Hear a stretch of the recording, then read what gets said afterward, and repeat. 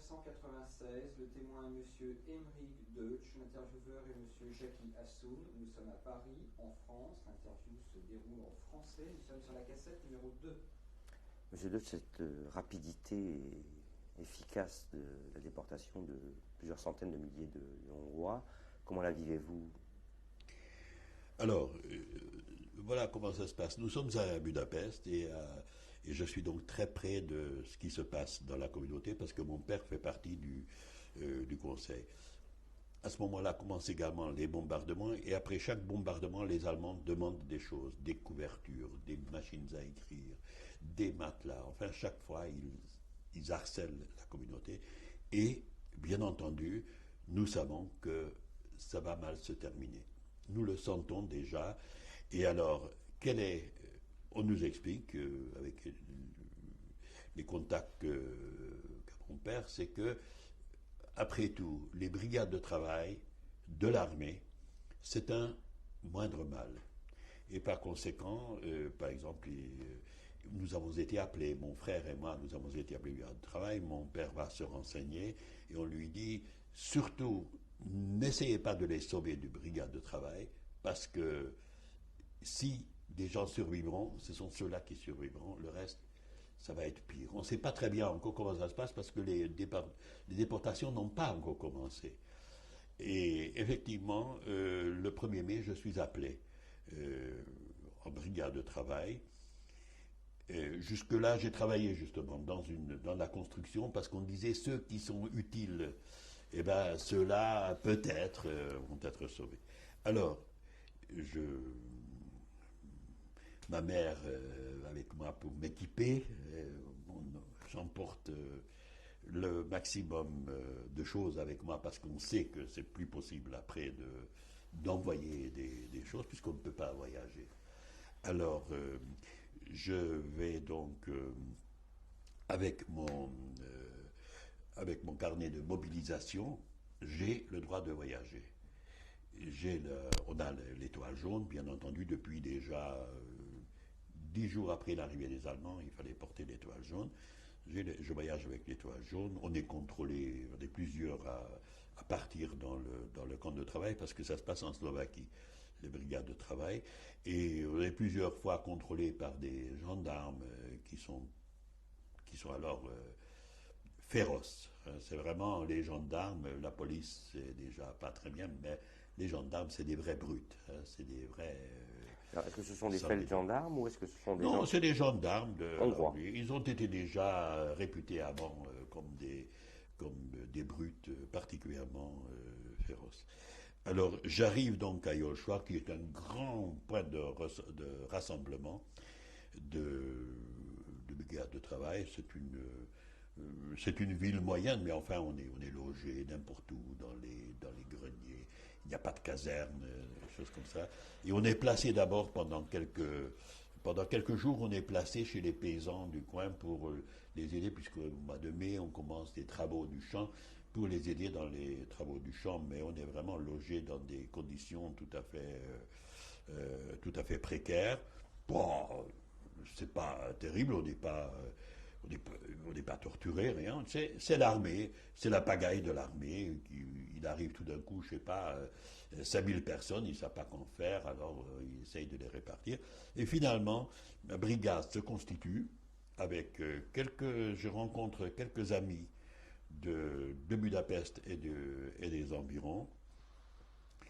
Et alors, on est à peu près 250 dans la brigade, et on est envoyé à Salgótarján. Salgótarján est une ville d'une région minière du nord de Hongrie. Et nous voyageons le jour de Shavuot, jour de Pentecôte. Et je me souviens, et c'était assez dur, c'est la première fois que je voyage dans un wagon de bestiaux.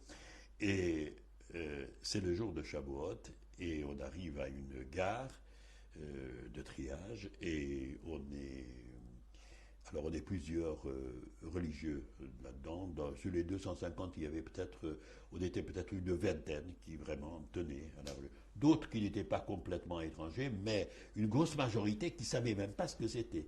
Complètement, y compris des chrétiens, c'est-à-dire des convertis au christianisme, qui d'ailleurs allaient le dimanche à l'église avec l'encadrement, c'est-à-dire le caporal les amenait à l'église. Nous avions des brassards jaunes, eux ils avaient des brassards blancs.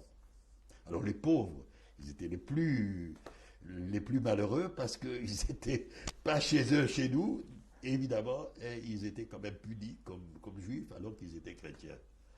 Alors, quelquefois, ils sont nés chrétiens. Alors, on a fait la prière et on a même fait le Birkat Kohanim sur le quai de la gare. Et on arrive à Charles Gottarian où on est logé dans une école. Bien entendu, ça commence avec des fouilles aussi. Les gendarmes qui nous fouillent, qui nous battent parce qu'on a des bouquins. Ils disent qu'est-ce que c'est des bouquins, c'est juif. On vous apprendra à lire des bouquins. Maintenant, c'est fini pour vous. Vous allez bosser. Ils nous confisquaient des brosses à dents parce que qu'est-ce que c'est? Qui est-ce qui peut se brosser les dents? Est-ce qu'un paysan peut se brosser? Enfin, vous ne pouvez pas vous imaginer ce que c'était. Bon, ils nous dépouillent de tout ce qu'ils peuvent nous dépouiller. Bon, la vie dans le camp, dans le brigade. Bon, alors une chose quand même qui était terriblement traumatisante. Nous arrivons donc le jour de Shavuot et le train passe devant le ghetto parce que là déjà les Juifs étaient dans le ghetto à Charles Gottarian, derrière des barbelés, entassés. On voyait ça. Ils étaient là à regarder le train passer. C'était affreux. Et surtout, parmi nous, il y avait des habitants de Charles Gottarian dont la famille était dans le ghetto. Alors, le travail n'était pas insupportable. On construisait, on devait construire un champ de tir. Alors, on allait tous les matins au travail, à l'aube, et puis alors on creusait, on transportait C'était vraiment complètement inutile comme travaux. Le principal, c'était occuper les Juifs, les faire bosser. Alors, ils nous faisaient bosser dur, mais sans vraiment... il n'y avait pas de torture, il n'y avait pas de... Je ne peux pas dire que c'était insupportable. Le problème était pour nous, pour les vingtaines de jeunes qui tenaient au judaïsme, c'est de ne pas manger. On ne mangeait pas de la cuisine. On ne buvait même pas le café qu'on préparait parce que c'était dans le même chaudron que le peu de viande qu'on donnait. Alors, le cuisinier nous donnait des pâtes, nous donnait de la marmelade et donnait du pain. Et c'est avec ça qu'on vivait.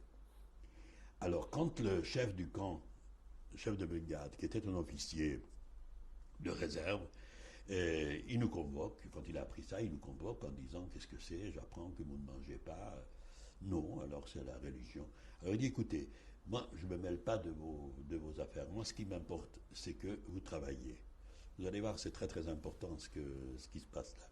Il dit si l'un de vous se porte malade, l'un de vous 15 ou 20, je ne sais pas combien on était, se porte malade, eh bien, je vous obligerai à manger parce que moi, je veux que le travail soit accompli. Mangez pas. Alors, effectivement, on a fait très attention, et même quand on était malade, on ne se portait jamais malade parce qu'il fallait tenir le coup. Et je peux vous dire que, par exemple, il y avait Tisha B'Av, eh bien, on a jeûné le Tisha B'Av, tout en travaillant en plein soleil. On a tenu jusqu'au soir, et le soir, on a mangé. Donc, c'était... bon. Alors, le drame arrive le 12 juin. Le 12 juin, nous revenons du travail, et tout d'un coup, on voit qu'on est entouré. C'était notre brigade de travail, on chante sur le truc, comme les militaires. On avait des calottes militaires, et on avait des calots militaires. Et on avait donc le brassard jaune. Tout d'un coup, on est entouré de gendarmes. Il y a quelque chose qui ne va pas. Et ils nous amènent à la gare. Et à la gare, on était en train de déporter les Juifs. C'est là que j'ai eu le premier contact avec ce que c'était. Et ça, c'était quelque chose de terrible. C'est quelque chose d'indescriptible, ce que c'était. Quand on a vu ces gens-là entassés dans les wagons, il y en avait 70. Il était marqué sur chaque wagon combien était. Et on les voyait les entasser avec un seau d'eau, c'est tout. Rien. Ils n'emportaient rien avec eux. Alors on savait que ce n'était pas pour aller travailler qu'on les amenait. Moi, je m'imaginais qu'on les attendait et on allait les fusiller. Mais, parce que je ne savais pas encore à l'époque que ce n'était pas si facile que ça de se débarrasser des gens que fusiller, ce n'est pas aussi facile. Bon, mais pour moi, c'était que... Et alors tout d'un coup, donc, on est entouré de gendarmes et on nous dit, enlevez vos calots militaires, votre brassard jaune, videz tout ce que vous avez dans la poche et dans les wagons. Ils ont vidé 2 wagons. Ils ont encore réentassé les gens, ou 3 wagons, puisqu'on était 250, donc ça devait faire encore 3 wagons. Et on commençait à mettre les gens dans le wagon. Alors on a dit, ça y est, c'était fini, que nous aussi, on va être déportés. Et alors, en vidant mes poches, je trouve une photocopie du Immunitätsausweis de mon père. Immunitätsausweis, c'est-à-dire, c'est un certificat d'immunité. Mon père étant membre du conseil juif, il avait droit à cela. Et c'était signé par le Obersturmbannführer Krummel. Ce n'était pas une photocopie, c'était une photo. Alors, j'ai ça, je me dis, je n'ai rien à perdre. Je me pointe devant le SS, je me mets en garde à vous, et je lui dis, voilà, j'ai cela. Il se met en garde à vous quand il voit la signature, et il me dit, ben écoutez, je suis désolé, mais je ne peux pas vous déporter. Je ne peux pas vous prendre. Alors, à côté, il y a l'officier gendarme qui était un salaud d'ailleurs, qui était pendu. Alors celui-là, je sais, parce que j'ai assisté à sa pendaison, il était pendu celui-là, c'était vraiment... Lui, son but était, c'est qu'il ne reste plus de témoins juifs sur le territoire hongrois. Donc, travailleurs de l'armée ou pas, il faut les déporter. Et alors, il parlait très mal allemand, et le SS ne comprenait pas ce que lui disait. Alors il me demande, qu'est-ce qu'il dit? Il dit qu'il faut me déporter. Alors il dit, ben, puisqu'il ne comprend pas, dites-lui que je ne peux pas, que vous avez un certificat. Et alors, cette discussion a duré une éternité. Je ne peux pas vous dire combien de temps, mais pour moi, c'était une éternité que cette discussion durait. Et pendant ce temps-là, les autres restaient, n'entraient pas dans les wagons. Il se trouve que 2 de mes camarades se sont évadés quand ils ont vu ce qui se passe. Et ils sont allés au commandement militaire de la place et ils ont pu ils ont pu entrer chez le commandant de la place, qui était un colonel de l'armée hongroise. Ils lui ont dit, on est en train de déporter la brigade de travail qui est sous l'autorité de l'armée. Alors le bonhomme a sauté dans sa voiture. Et je vois arriver, pendant qu'on discute avec l'SS, je vois arriver, il est debout, c'est une voiture décapotable, debout, il sort son revolver et il crie « Halt !» Alors, effectivement, halt. Et alors là-dessus, une discussion orageuse avec le gendarme et avec le SS, qu'il menace d'ailleurs de son arme, il dit « Ce sont mes hommes, vous n'avez pas le droit d'y toucher ». Et alors, ils se mettent d'accord sur un compromis. Ceux qui sont déjà dans le wagon partent et les autres restent. Et à quoi se tiennent les choses? Alors, il se trouve quand même que ce bonhomme-là, qui était un type formidable, c'était autant l'honneur de l'armée hongroise que les Juifs. Lui, c'était un principe pour lui. Ces hommes sont sous mon commandement, je suis responsable d'eux, ils ne peuvent pas me les enlever. Alors, il a pu encore ramener, à la frontière, il a encore ramené quelques-uns de notre brigade. Mais en tout cas, j'étais un peu le sauveur, et moi-même, malgré moi, parce que vraiment, c'est dire vraiment que là-dedans, c'est pas les meilleurs qui ont survécu, c'est vraiment, on ne sait pas. C'était vraiment un coup de dé sur quoi tout se passait dans cette affaire. Alors, après ça, nous avons été affectés. Un travail qui est le souvenir le plus douloureux de mon existence. Déjà, cette déportation, ça me reste encore devant les yeux. Et je peux vous dire qu'à partir de ce moment-là, je n'avais qu'un seul objectif dans mon existence, c'est de ne pas être déporté. Fusiller n'importe quoi, mais ne pas être déporté. Et ça va encore peut-être sauver la vie. Alors, voilà ce qu'on devait faire. On devait, tout ce qu'il y avait d'abord dans le ghetto, on devait l'amener dans la synagogue. Alors on est allé dans le ghetto, on a ramené les poupées, les meubles, les bouquins, les effets personnels des gens. Vous ne pouvez pas savoir ce que c'était comme crève-cœur quand on a vu la vie des gens. Alors, ça c'était la première étape. La deuxième étape, vous savez, le système en Hongrie, c'était d'abord concentration dans le ghetto. Du ghetto, on les amenait dans les fabriques de briques. Pourquoi fabriques de briques? Parce que dans les fabriques de briques, il y avait de l'espace.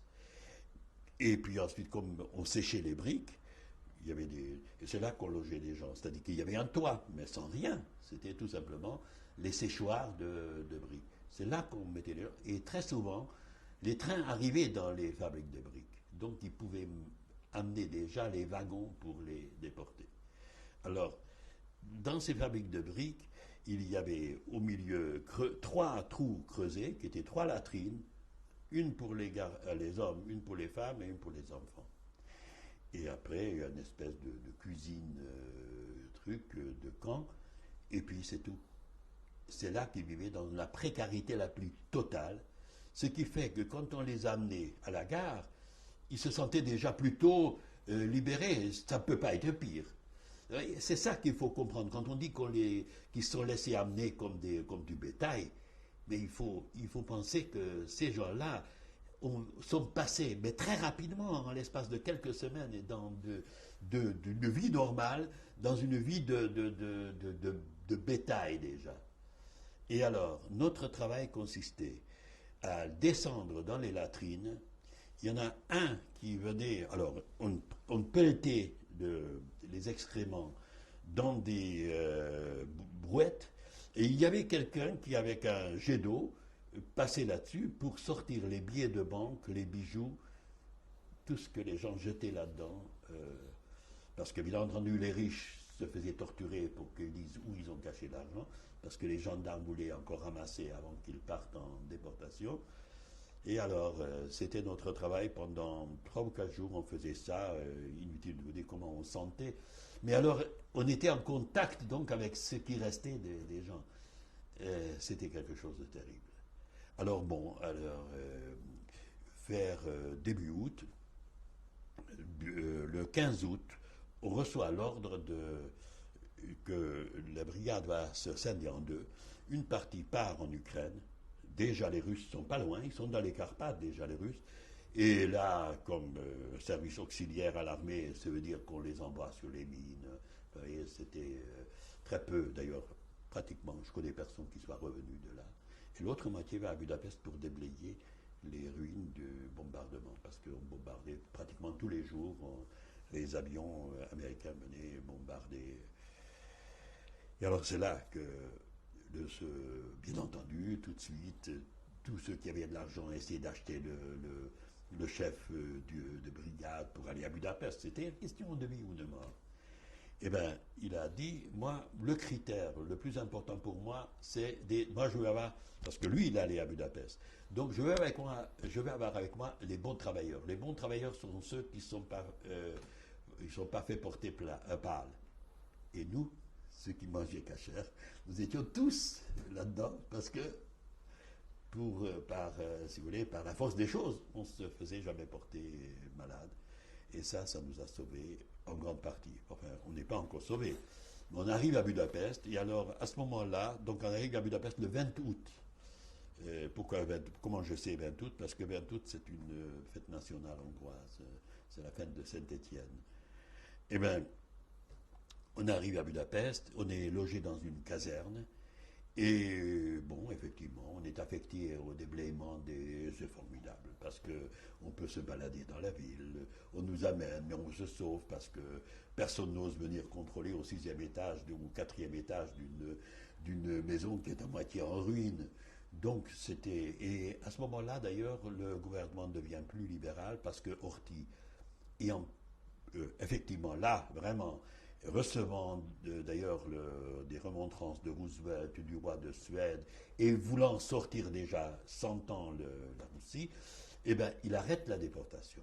il sort les gendarmes de Budapest, et effectivement, à partir de 10 juillet, il n'y a plus de déportation. D'ailleurs, toute la Hongrie, la province est déjà déportée. Il reste à Budapest environ 120 000 juifs. Et ces 120 000 juifs, Horthy les protège. Il y a un gouvernement qui est le gouvernement Lakatos, qui effectivement, les gens sont les juifs sont pas dans des ghettos, mais dans des maisons juives. Ils ont regroupé dans des maisons qui sont désignées comme maisons juives. Ils n'ont le droit de sortir que 2 heures par jour pour faire leurs courses, et c'est tout. Mais bon, la vie, bon, ils se débrouillent parce que ça devient un peu laxiste.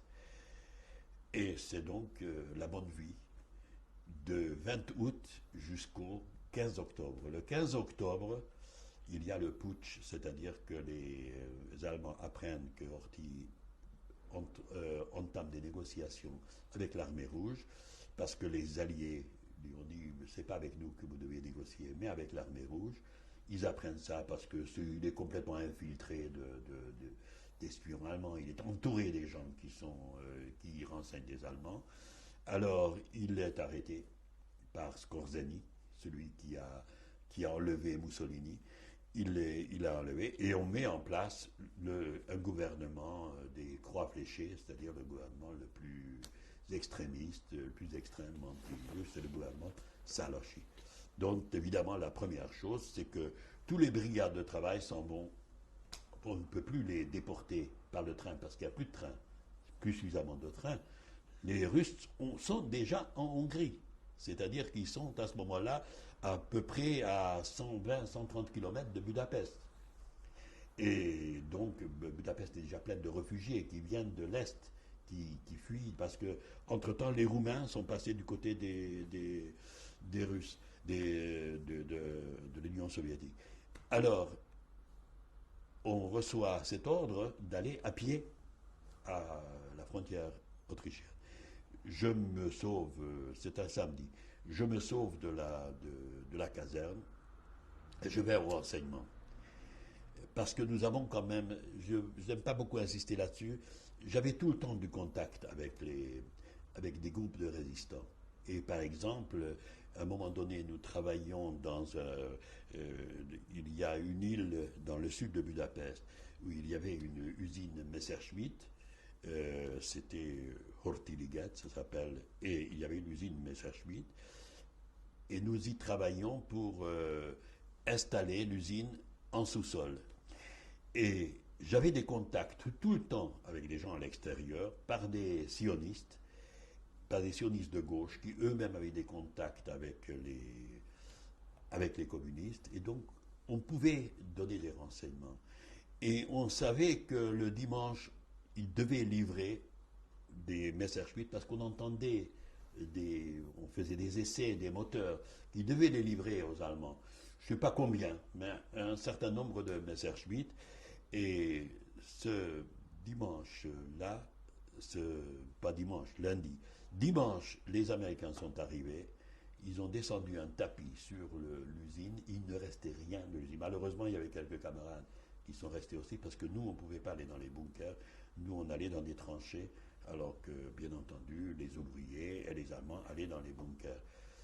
L'usine était complètement rasée, et après ça, on allait travailler pour ramasser ce qui pouvait être ramassé, des câbles, etc., parce que l'usine n'était plus... On ne pouvait plus l'enterrer. Donc, je restais toujours en contact, et là aussi, j'ai repris mes contacts, et on m'a dit, tu sais, c'est même pas la peine que tu retournes, parce que c'est la déportation. Ils vous donnent un ordre de marche vers l'ouest, mais en fait, c'est pour aller en Allemagne, en Autriche. Alors, je suis quand même retourné au camp, et j'ai dit aux camarades, écoutez, il faut fuir, c'est-à-dire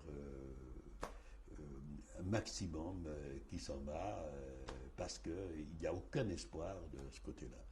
Alors, certains ont été convaincus, d'autres pas. Il y avait même parmi mes camarades ceux qui disaient on va aller en Allemagne, peut-être on va rencontrer notre famille qui a été déportée. Vous voyez, Et vous-même, aviez-vous des nouvelles pendant cette période où vous êtes parti en de mes parents. De vos parents. Ah oui, alors j'ai oublié de vous dire que mes parents sont partis avec le système Kastner. Il y avait 1600 juifs qui ont été amené à Bergen-Belsen et puis en Suisse. Et c'était donc la fameuse affaire avec Himmler, juifs contre camions. Les camions ne sont jamais arrivés, mais les juifs sont... Alors à l'époque, moi je savais seulement que mes parents sont partis, mais je ne savais pas où ils étaient, à Bergen-Belsen ou ailleurs. On n'avait aucune nouvelle d'eux. On sait seulement qu'ils sont partis avec eux. Ma sœur et mes parents sont partis. Donc mon frère, je n'avais pas de contact non plus avec lui, puisqu'il était complètement isolé, il n'y avait pas de correspondance possible. Donc je n'avais plus aucun contact, sauf avec la famille qui est restée à Budapest. Mais autrement, je ne savais pas où étaient mes parents. Alors... et en même temps, on m'explique qu'il y avait un petit groupe qui est allé au consul, non, qui est allé dans une maison qu'on a baptisée Consul Suisse, et alors c'est là qu'on donnait des Schutzpass, des passeports de protection en Suisse, parce que c'était une négociation avec le consul suisse, qui était Lutz, qui était un type extraordinaire, qui a fait autant que Wallenberg. On en parle beaucoup moins parce qu'il n'a pas eu cette fin dramatique, mais il a sauvé énormément de Juifs. Donc, comme les Suisses étaient les représentants de Grande-Bretagne, puisqu'il n'y avait plus de relations diplomatiques, il disait, ben voilà, ces gens-là ont un certificat pour aller en Palestine. Donc, ils sont sous notre protection tant qu'ils ne peuvent pas partir en Palestine. Et ça, il y avait 7800. Il a accepté de donner 7800 Schutzpass. Alors, j'ai donc appris ça. J'ai dit aux camarades, sauvez-vous, sauf qui peut, et puis je vais pouvoir vous procurer éventuellement des Schutzpass.